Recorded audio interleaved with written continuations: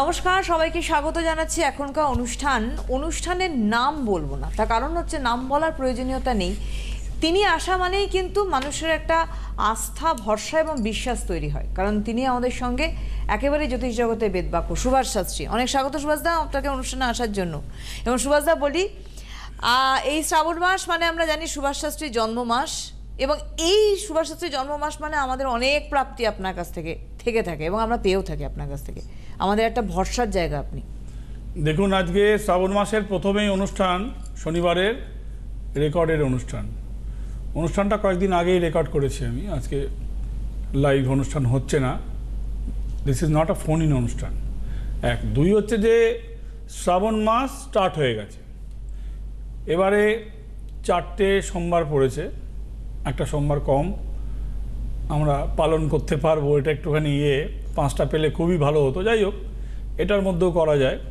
শ্রাবণ মাসের আজকে যে অনুষ্ঠানটা আপনারা দেখছেন, এখানে আমি কিছু জিনিস আপনাদের এই ইনফরমেশানগুলো দেব বলে আজকে ফোন নিইনি, অনুষ্ঠানটা রেকর্ড করে রেখেছি অলরেডি 2-4 দিন আগেই।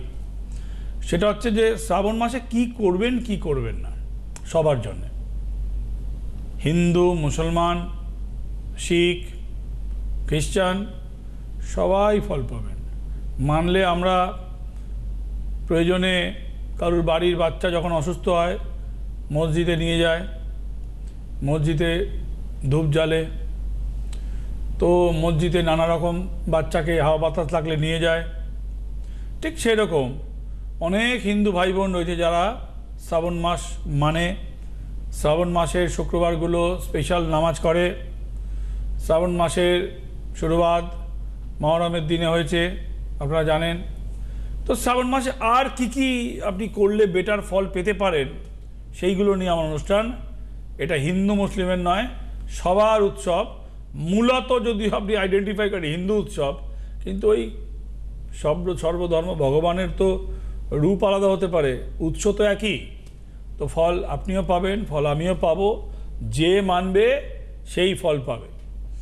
শ্রাবণ মাসের জন্যে আপনি আপনার শ্রাবণ মাসে কিছু পোড়া জিনিস খেতে নেই। শ্রাবণ মাসের যদি আপনি সুফল নিজের ভাগ্যের জন্য কাজে লাগাতে চান, কথিত আছে পোড়া জিনিস খেতে নেই। কেন খেতে নেই?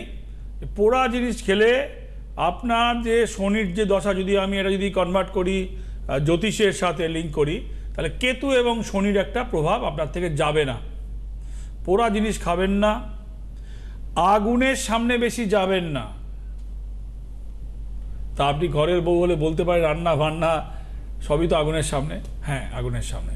তার মানে কি আগুনের সামনে বেশি যাবেন না মানে আইটেম কমে গেল, যেগুলো নেসেসারি সেগুলো হলো, যেগুলো নেসেসারি নয় একটু কমিয়ে দিলাম, তাই না? আগুনের সামনে বেশি যাব না বলছি না, অগ্নি ছাড়া তো বাঁচাই যাবে না। বলে না, আগুন ধরলে পুড়ে মারবে, আর আগুনকে যদি আমি নিয়ন্ত্রণে রাখি তাহলে জীবন ধারণ করো। সেই যারা দেখবেন একবারে সেই মাতালদের হয়ে একটা শ্লোক আছে, মাতালদের জন্য একটা শ্লোক আছে, বলে বুদ্ধিমান মাতালরা বলে আমি মদকে খাচ্ছি, আর উল্টো দিকের লোক বলে মদ তোমাকে খাচ্ছে। মদ যখন তোমাকে খাবে তুমি তখন বেহেড মাতাল। আর মদকে যারা ব্রিটিশরা খেত আর চক্রান্ত করতে, এর তার সম্পত্তি দখল করবে, এই দখল করবে, সেই দখল করবে, ওরা মদকে খেত, মদকে খেয়ে বুদ্ধি পাকিয়ে ওই এর সব দখল করাতে যুদ্ধ জেতার নীতি বানাতো। আর যেগুলো মদ তাকে খায়, সে বউকে গিয়ে পেটায়, ঘরে গিয়ে খিস্তি দেয়, বউকে গিয়ে পেটায়, এবং আরও যত রকম দুষ্কর্ম করার মাতাল অবস্থায় করে। ঘোর যখন যায় তখন সে ফিরে। তার মানে কি, আগুনকে যদি আপনি কন্ট্রোলে রাখেন তাহলে আপনার জন্য বেটার। আগুন যখন অত্যধিক মাত্রা আগুনের সামনে যাবেন, রাঁধুনির কিন্তু ভালো হয় না খুব একটা।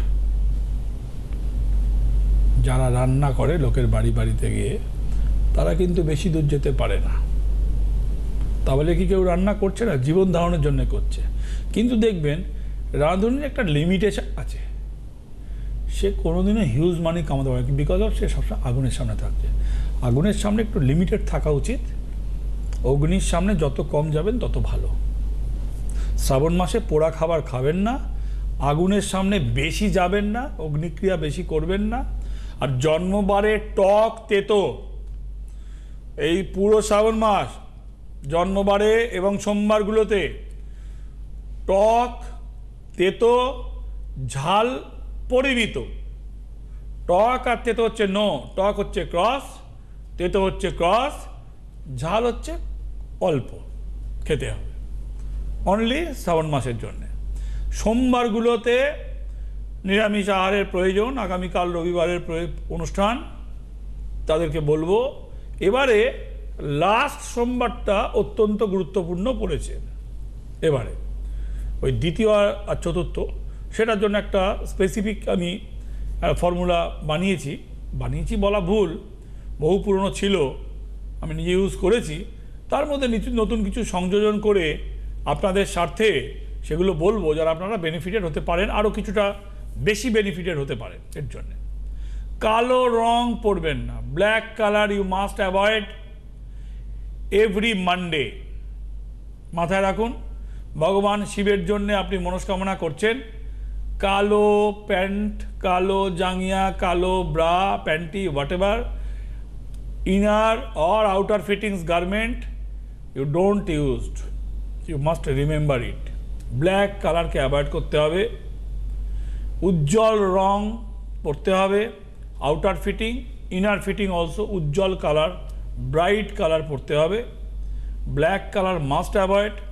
সোমবারের জন্যে ভগবান শিবের জন্য নিরামিষও খাবেন আর মনে মনে প্রার্থনা করবেন, তাহলে এগুলো মানতে হবে আপনাকে।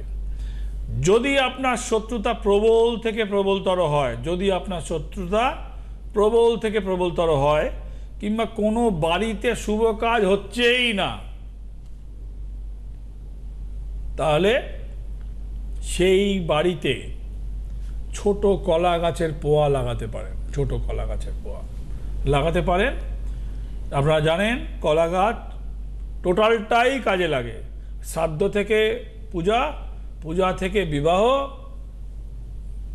ওর আর কোনো নেই, খাওয়া, পুজো, বিয়ে, সব মরার পরে শ্রাদ্ধর ক্রিয়া, সব পাতাটু, গোড়াহাটু, খোল কিছু ফেলা যাচ্ছে না, সব কাজে লাগছে। ছোট কলার পোয়া টবে বারান্দায় উঠোনে লাগাতে পারেন। সেটার গোড়ায় একটা লাল ন্যাকড়া মানে ঠাকুরের যেগুলো লাগে চকমকি যেসব কাপড় হয়, বা লাল শালু গোড়ায় বেঁধে দিয়ে লাগাতে পারেন সোমবার দিনে। কলা গাছ লাগালে কি হবে, আপনার বাড়িতে অশুভ যদি কোনো কিছু থাকে, শ্রাবণ মাসে যদি ওই সোমবারে শিবের মনস্কামনা করে ওর গোড়ায় জল দেন ওর গোড়ায়, তাহলে সেটা একটু খণ্ডন পাওয়ার আপনি উপায় পাবেন কিছুটা। ওই should continue, not only Shravan মাস, ইউ শুড কন্টিনিউ 6 মান্থ, এটাকে আপনাকে 6 মান্থ ফলো করতে হবে। আপনার বাড়ির সামনে যদি কোনো ভ্যাট থাকে, সব বাড়ির নোংরাগুলো ফেলছে আপনার বাড়ির গোড়ায়, ভাই আপনার ভালো হবে না। কেন ভ্যাট থাকা মানে কি, মানে কাক, ইঁদুর, বিড়েল, আরও এই পোকামাকড়গুলোর উৎপাত হবে, যেগুলো চোখে দেখা যায়। আর যেগুলো দেখা যায় না, মানে নন ভিজিবল যেগুলো ভাইরাস, সেগুলো তো আসবেই, কিন্তু যেগুলো দেখা যায় কাক আসবে। এই কাক আর শকুন হচ্ছে শনির বাহন, কাক আর শকুন। যাদের শনির দশা, তারা একটু ওই কাককে খাবার দিয়ে দেবেন। শকুন তো পাবেন না আপনি, কাকের জন্য কিছু ফেলে দেবেন। এই কাক প্রয়োজনের সময় খাবার দেবেন, দেখবেন চলে গেছে, অন্য সময় খাবারের জন্য ঠুকে বেড়ায়, কুটে বেড়ায়। সাদ্যর গুছানো খাবার খায় না, চুপ করে বসে থাকে। পাপের ফল ভোগ নেয় না, চুপ করে বসে থাকে, নাড়ন চাড়ন দেয়, দেখে। আমি দেখেছি, হ্যাঁ, বহু লোকের ক্ষেত্রে 1.5 ঘন্টা 2 ঘন্টা, সে আমার দাদু মারা যাওয়ার সময় আমি দেখেছি 1977 সালে সম্ভব, 77 সালে দাদু মারা গেছিল, তো বাবা দিয়েছে, সে 4-5টা কাক এসে বসে আছে, সে আর খায় না। চিন্তা করুন, পোকা মাকড়, গুমুত ডাস্টবিন থেকে খুঁটে খাচ্ছে, ইঁদুর যা পাচ্ছে কাকে তো সব খায়, হ্যাঁ, কিন্তু ও ভালো খাবার গুছিয়ে দিয়েছে, সে আর খাচ্ছে না। আমি তো আর তখন যদি জানতাম না, বয়স কম, আইডিয়া নেই, এ খায় না, কাকে না খেলে আর খেতে পাচ্ছে না। সে 1.5-2 ঘন্টা মানে পাতা টানছে, কিন্তু খাচ্ছে না। হ্যাঁ, খাচ্ছে না, মানে পাজি, মানে পরে বুঝলাম পাজি নয়, পাপ। তো ওইগুলো পাজি তো আমার মনে হচ্ছিল তখন বয়স্ক হবে, মহাপাজি, খেলেই খাওয়া খেতে পারি আমরা, বাবা না খেলে আমরাও খেতে পারছি না।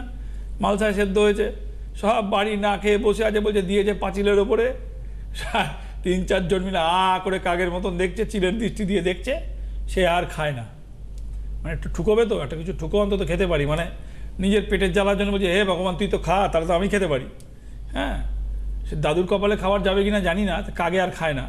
কিন্তু কথা হচ্ছে যে পরে বুঝলাম এই কাকে খাচ্ছে না, পাপ 2-3 ঘন্টা পরে একটা কাক এসে, ক্ষুধার্ত কাক এসে, ওই কাকগুলো কিন্তু খেলো না, যেগুলো দুটো কাক বসছে, সে উড়ে চলে গেল। চিন্তা করুন, ওর পেট ভর্তি না পাপের ফল, তো সেদিন বুঝিনি, খুব গালাগালি দিয়েছি মনে মনে, পাজির পাজারা, তোদের আর খাবার দেবো না। তো খাবার তো দিতেই হয়েছে, পরবর্তী আরও 2টো স্টেজে তো আমাকে দিতেই হয়েছে, গুছিয়ে খাবার দেবো না বলে তো আর মাপ নেই, বাট তুই যাবি কোথায়, তোকে বেড়া দিতেই হবে কাজ। তো যাই হোক, অন্য একটা কাক খেতে পেলাম। ঘটনাটা, কাকের ঘটনাটা বললাম মনে পড়লো বলে, আমার নিজের চোখে দেখা। কিন্তু কথা হচ্ছে যে এটা একটা পাপ। জ্যোতিষে বলছে কাক হচ্ছে শনির বাহন। আপনার যদি শনির দশা চলছে, দেখবেন ভালো খাবার দিলেও পট করে কাক খেতে চাইবে। কাক মানুষও চেনে, বাসা ভেঙে দিলে মানুষের মাথায় ঠোকায়। হ্যাঁ, খাবার যারা দেয়, কিছু লোক আমি দেখেছি ভিক্টোরিয়ার ময়দানে কাককে গিয়ে মুড়ি পাউরুটি দেয়, আরে কাকগুলো এবার ফের গায়ে উঠে আসছে, ও চেনে, ফেস চেনে। ওদেরও তো একটা মিনিমাম বুদ্ধি আছে। কাক বলুন, পিঁপড়ে বলুন, মশা বলুন, মশা দেখবেন কানের পেছন থেকে পুট করে কামড়ে পালাচ্ছে, থাবড়িয়ে মাছ যাতে মেরে দিতে পারে। তার মানে সমস্ত প্রাণীর একটা মিনিমাম বুদ্ধি আছে, সবাই জানে। এই যে পাপের খণ্ডন, ওই যখন ওই মানে ওই চালকলা মেখে দেওয়া যায় তখনই বোঝা যায়। পিণ্ডিদানের সময় বলে শনির যদি দশা হয়, জীবিত অবস্থায় আপনার শ্রাদ্ধ হবে। জীবিত অবস্থায় শ্রাদ্ধ একমাত্র হয় কোথায় হয়? রামকৃষ্ণ মিশনে। সন্ন্যাস নিতে গেলে বলে নিজের শ্রাদ্ধ নিজে করে তুই আয়, তোর আজকে থেকে না কেউ ভাই, না কেউ বন্ধু, না কেউ সব, ভগবানকে উৎসর্গ করে মানুষের জন্য তোকে কাজ করতে হবে। তার নিজের শ্রাদ্ধ শান্তি নিজে হাতে করে তবে সন্ন্যাস নিতে হয়। গয়াতে যে পিণ্ডদান হয়, ওখানে একটা শ্রাদ্ধ কর্ম করায়, ওটা নিজের শ্রাদ্ধ যদিও করায় না। হ্যাঁ, বিষ্ণু পদপাদ্যে যে শনির দশা যদি হয়, আপনাদের একটা তথ্য দিই আমি, বিষ্ণু পদপাদ্যে গিয়ে যদি আপনি মাথা ঠোকেন, আর ওই বিষ্ণু পদপাদ্যে যদি আপনি দুধ দিয়ে ধুইয়ে দেন, আপনার কিছুটা পাপ যেতে পারে, যেতে পারে। সুভাষ শাস্ত্রীর কোনো অ্যাক্টিভিটি নেই। যদি আপনার মনে হয় আপনি মহাপাপ করেছেন, সে রোজগার করতে গিয়ে হোক, কারোর সাথে চিটিংবাজি করে হোক, কি ভাই আপনার কাছে যা সঞ্চয় ওর মধ্যে ভাই আমার একটা পাপ, দেখুন বিশাল টাকা তো পাপ ছাড়া রোজগার হয় না। আর পাপ কিন্তু মূলত মানুষের হয়, কোনো পশু পাখির কিন্তু পাপ। এই যে বাঘ হরিণকে ধরে খায়, ওর কিন্তু কোনো পাপ নেই, ও বাচ্চার জন্যে খায়। ওই মা বাঘগুলোর দুধ হয়, বাচ্চা হয়। হরিণকে না খেলেও দুধ হবে না, বাচ্চাকে বাঁচাতে পারবে না, ওর কোনো পাপ নেই। কোনো মানুষ বাদে কোনো জীব জন্তু কারুর কোনো পাপ লাগে না, এরা যাই করুক। চিলে আপনার মাথা ঠোকে দিক, চিলে বিড়াল যদি আপনার ঘর থেকে মাছ চুরি করে খায়, ওর কোনো পাপ লাগবে না, বাঁচার জন্য খাচ্ছে। ওর টাকা পয়সা সঞ্চয় করছে না, ও খেয়ে ওর বুকে দুধ আসবে, সেটা বাচ্চাকে পালন করবে, লালন পালন করে ও বড় করে ছেড়ে দেবে। এই পাপ হয় না বলে কোনো জীবজন্তুর ডাক্তারের প্রয়োজন পড়ে না।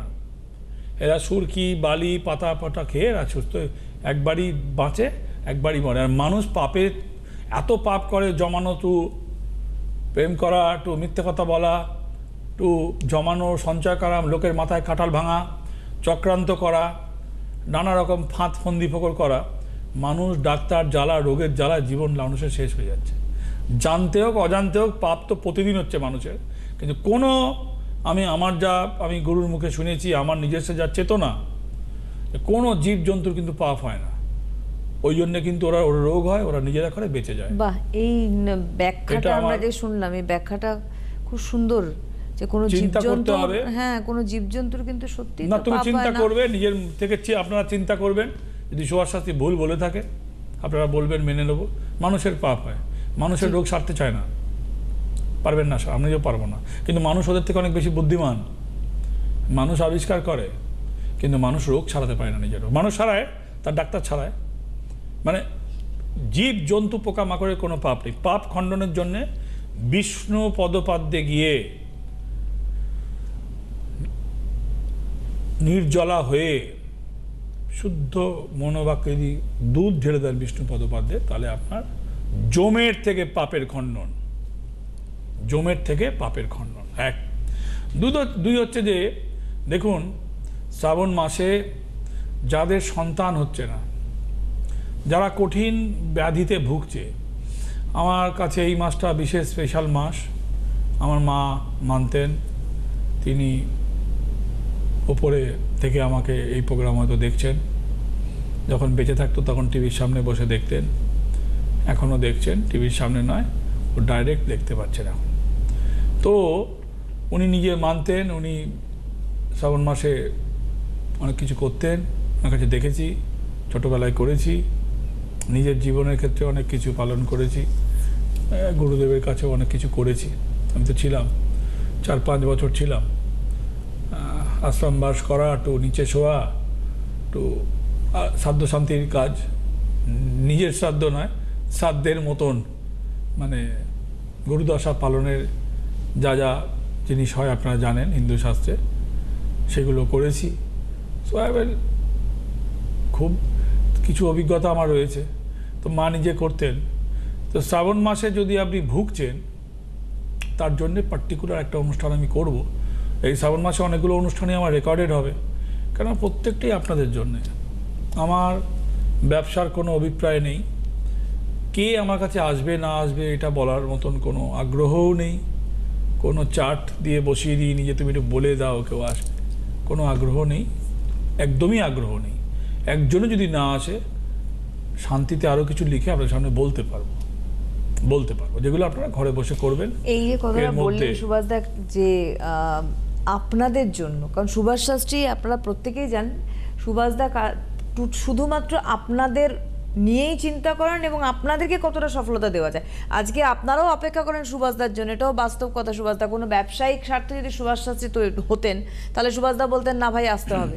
শ্রাবণ মাসে রেমেডির যদি একটা প্রসঙ্গ আমাকে বলতেই হচ্ছে, কিছু বিশেষ কাজ করি, কিছু কাজ, তার মধ্যে তো টাইপ অফ শ্রাদ্ধের কাজও থাকে।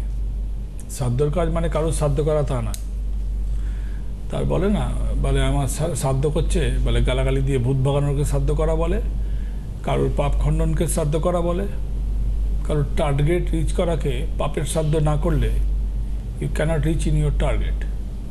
তো সেইখানেও কিছু কাজ হয়, করি পার্টিকুলার। আপনাদেরকে একটা কথা জানাই যে আমি পাইকারি হারে মেলা লাগিয়ে কোনো কাজ করি না, কোনো লাস্ট 18-19 বছর তো করিনি। 20 বছর আগে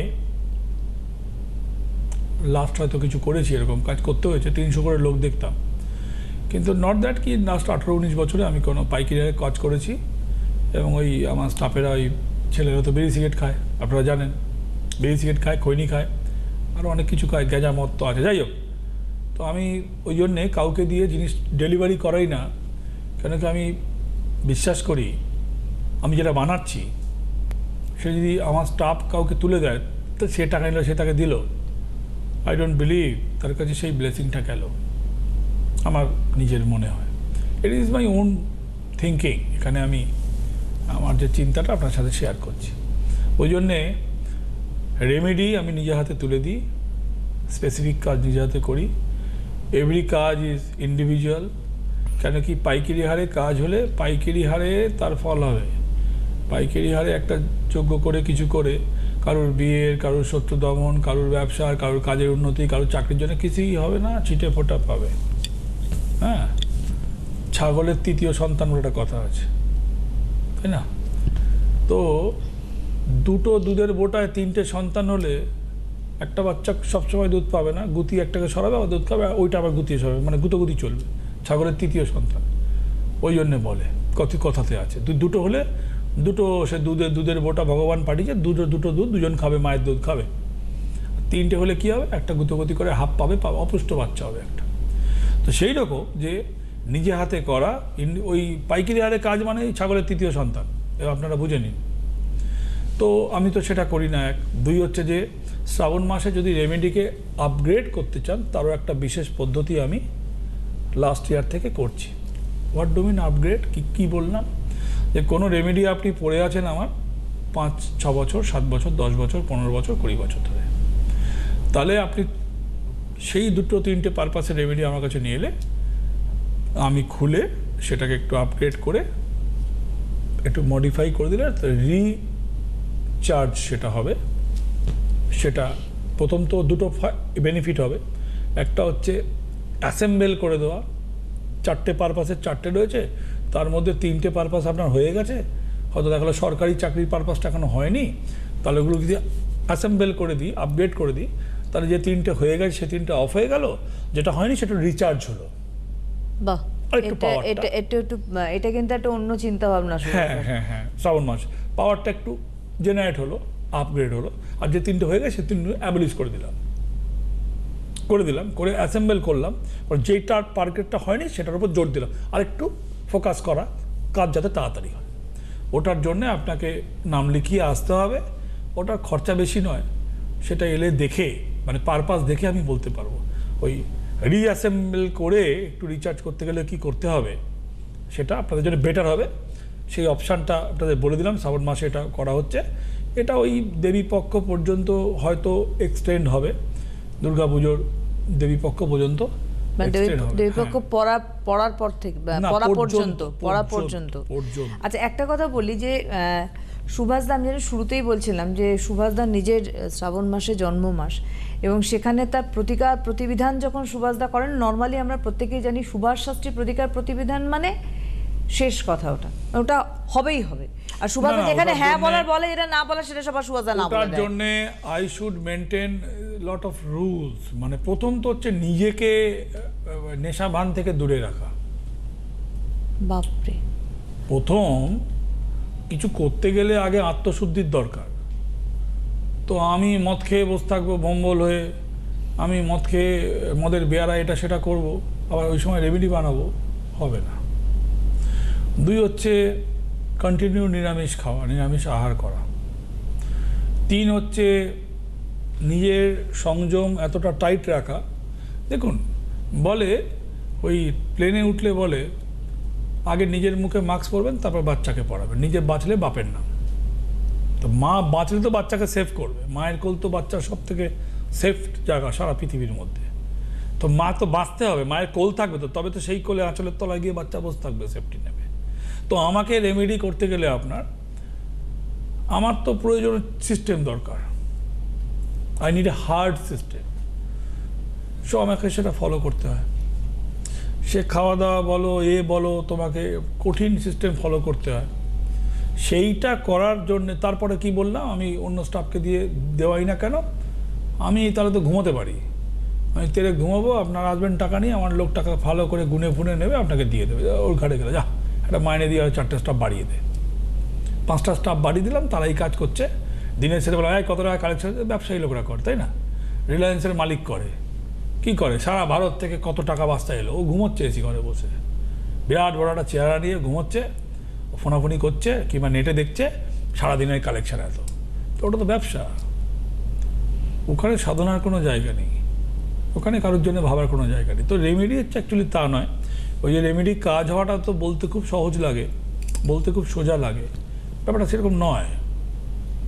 এই টিভির সামনে কিছুক্ষণ লেকচার দিয়ে তারপরেই মদ খেয়ে নাচ শুরু করলে সেরকম নয় ব্যাপারটা। সুভাষদা, এটাও তো সত্যি, শুধু যেমন রেমেডিতে আপনি বললেন যে নিজের সাধনার প্রয়োজন আছে, একটা রেমেডি তৈরি করা অত সহজ নয়, এবং নিজের হাতে রেমেডি তৈরি করা। দ্বিতীয়ত হচ্ছে উপাচারের স্রষ্টা সুভাষ শাস্ত্রী। আজকে এই উপাচারের স্রষ্টা সুভাষ শাস্ত্রী, উপাচার শব্দটাই মানুষ জেনেছে সুভাষ শাস্ত্রীর কাছ থেকে। এখন তো সবাই বলছে, জেনে কি হবে, তুমি যে এত অনুষ্ঠান করছো, তোমার ঘাড়ে বসো তো, তোমার সাথে বসো তো, সে তো আচ্ছা মতন তো ঝেড়ে দিচ্ছে সে। হ্যাঁ, তখন তুমি বলতে পারবে, মানে বলতে পারবে তুমি এই ডবল লাখ, তাহলে তোমার সাথে যখন যে বসছে সে কিছুই জানে না, সে 4টে বলে দিচ্ছে কারো, তার কাছে লোক আসবে, লোক এলে সে বিক্রি করবে, বিক্রি করে টাকা খাবে, মানে ট্রু। সে কী করবে, সে নিরুত্তর হয়ে বসে থাকলে হবে, নির্বাক হয়ে বসে রয়েছে। অবশ্যই সুভাষদা, একদম সুভাষদা। আচ্ছা বলো, আপনারা বলুন তো যে একটা নতুন লোক, সে একটা টিভিতে অনুষ্ঠান করছে, সে কিছু মাইলেজ পেতে চায়, সে তার নামটা একটু বাড়াতে চায়, অন্যায় নয়, অপরাধ নয়, আমি খারাপভাবে দেখছি না। আমি বলছি তাড়াতাড়ি যা বাড়বে তাড়াতাড়ি তা কমে যাবে। এখন লোকের কাছে সময় নেই যে এতটা সময় দিয়ে সে বাড়বে। একদম খারাপভাবে নিও না, আমি তোমাকে বললাম মানে নট দ্যাট কি আমি কাউকে, আমার তো কিছু পাওয়ার নেই। একটা নতুন ছেলে যদি এসে ভালো কাজ করে তাকে একটু সময় দিচ্ছে, কিন্তু তার কাছে টাকা কামানোই first priority, they don't have any time. একদম। তবে একটা বাস্তব কথা যে মানুষ কিন্তু যেখানেই যান অপেক্ষা করেন সুভাষ শাস্ত্রীর কাছে, আসতে হবে ওখানেই, কারণ আপনারা জানেন সফলতা রয়েছেন সুভাষদার কাছে। আজকে আর হাতে সময় নেই, অনেক ধন্যবাদ জানাবো সুভাষদাকে, আবারও ধন্যবাদ আপনাদের জানাই, নমস্কার। জ্যোতিষ হল বেদের অঙ্গ, আর সুভাষ শাস্ত্রীর কথা জ্যোতিষ জগতে বেদ বাক্য।